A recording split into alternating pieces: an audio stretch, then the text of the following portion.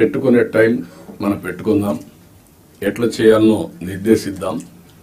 కానీ rule bounded కాకుండా human యాంగిల్లో మీరు ఆలోచించండి. ప్రతి ఒక్క సమయాన్ని, ప్రతి ఒక్క ఇష్యూని రూల్ బౌండెడ్గా మీరు ఆలోచించేంత వరకు సమస్య పరిష్కారం కాదు.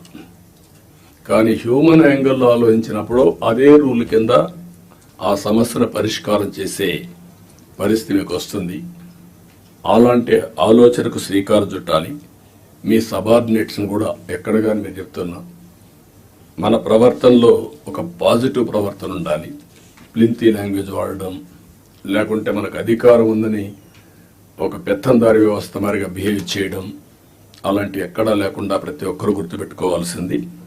కొలీగ్స్ని ఏ విధంగా పని చేయించాలో రాజీ లేదు, కానీ వల్గర్గా మాట్లాడి వాళ్ళని కొంచెం ఇన్సల్ట్ చేయడం ఇలాంటి చేయకూడదన్న అభిప్రాయం. దాన్ని మీరు ఫాలో కావాలి.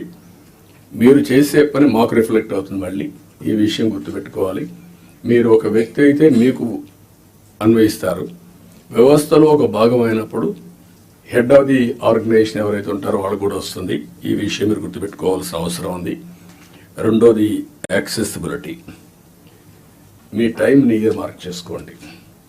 నేను కూడా ఎవ్రీ సాటర్డే కూర్చొని సీఎంఓ ఏ విధంగా పనిచేశాం, టైం ఎట్లా మేనేజ్ చేశాం, నేను ఎట్లా ఇంప్రూవ్ చేసుకోవాలి, అన్ని విషయాల్లో ఒక పక్క మీటింగ్స్, ఒక పక్క పబ్లిక్ రిలేషన్స్, ఒక పక్క మా పార్టీ వర్క్, అన్నిటికి కూడా మేము ఇయర్ మార్క్ చేసుకొని ముందుకు పోతున్నాం.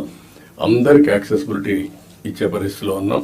మీరు కూడా వీలైనంత వరకు యాక్సెసిబిలిటీ ఉండాల్సిన అవసరం ఉంది.